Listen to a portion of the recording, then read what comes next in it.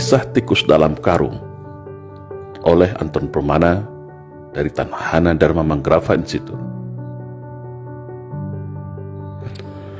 Dalam sebuah perjalanan kereta api, seorang profesor ilmuwan asal Prancis bertanya kepada seorang pria tua yang duduk di sampingnya,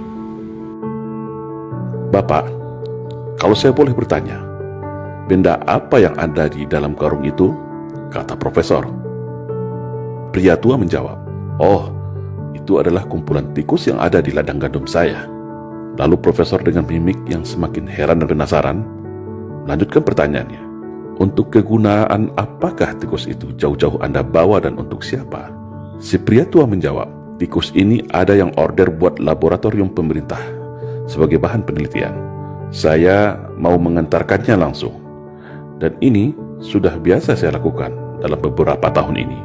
Sambil manggut-manggut, si profesor bertanya kembali, "Lalu, kenapa Anda selalu menendang-nendang tikus itu dan menggoyang-goyang karungnya setiap saat?" Si pria tua itu menjawab, "Oh, kalau itu adalah tradisi kami sejak dulu di ladang. Saya menendang dan menggoyang-goyang tikus itu agar tikus itu sibuk dan ribut antar sesama dia di dalam karung. Karena kalau mereka tenang-tenang saja tanpa diganggu, maka tikus itu bisa menggigit dan mengoyak karung ini dengan gigi dan kukunya yang tajam. Makanya saya goyang dan tenang terus karung ini, supaya tikus-tikus ini lupa kalau mereka sebenarnya punya senjata gigi dan cakar.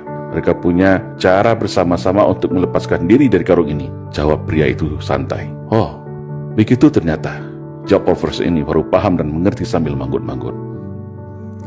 Nah, apa yang dapat kita ambil pelajaran dari cerita di atas kalau kita konversikan kepada kondisi bangsa kita saat ini?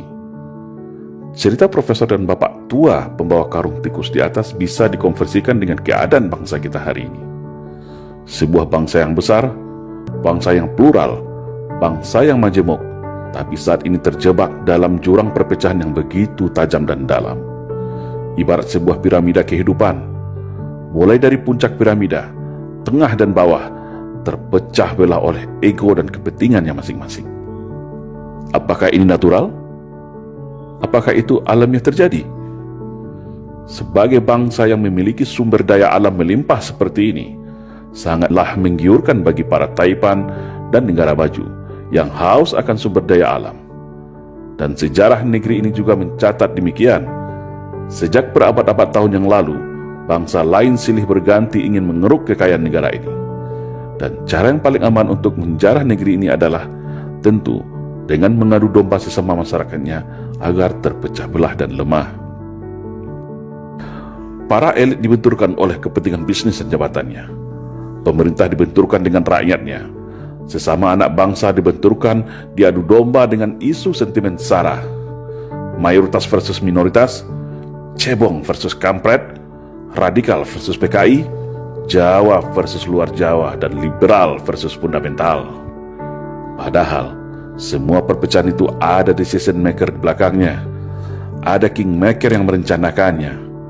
Para elit minorki kekuatan invisible hand yang ingin mengalihkan segala perhatian, menguras energi bangsa, hingga kita semua lupa, lengah bahwa bangsa ini adalah bangsa yang besar, bangsa yang hebat, bangsa yang tangguh, bangsa yang ramah, baik dan patriot sejati, sebagaimana pendahulu kita mendirikan negara ini dengan segenap jiwa raganya.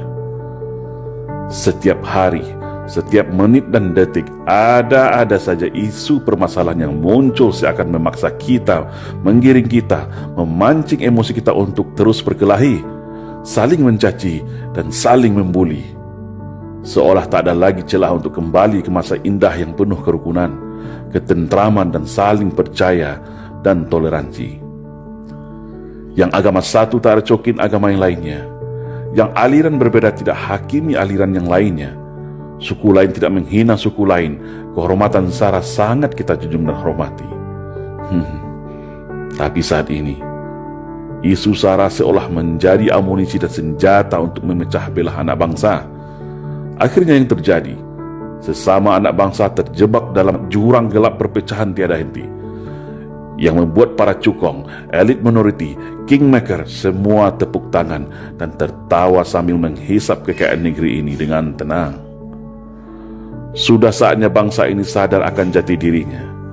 Sudah saatnya kita semua paham arti dari semua perpecahan ini. Semua ada yang mengaturnya, dan semua ada yang menikmatinya. Ibarat kata pepatah, kalau kapal pecah, maka hiu yang akan kenyang menikmatinya. Padahal, mereka yang merancang ini hanya dari kalangan yang sedikit, tapi berhasil memecah belah serta membodohi kita semua dengan propaganda dan adu domba. Seperti pria tua yang selalu menendang menggoyang tikus dalam karungnya agar selalu ribut dan lengah. Sekarang, kembali kepada kita semua. Tetap ribut saling cakar antar sesama, atau bersatu bersama-sama untuk melepaskan diri dari skenario belenggu perpecahan, membangun arus gelombang persatuan kesatuan bangsa untuk menuju arah Indonesia ke depan yang lebih baik, yaitu Indonesia yang bersatu, berdaulat, adil dan makmur. Salam Indonesia Jaya.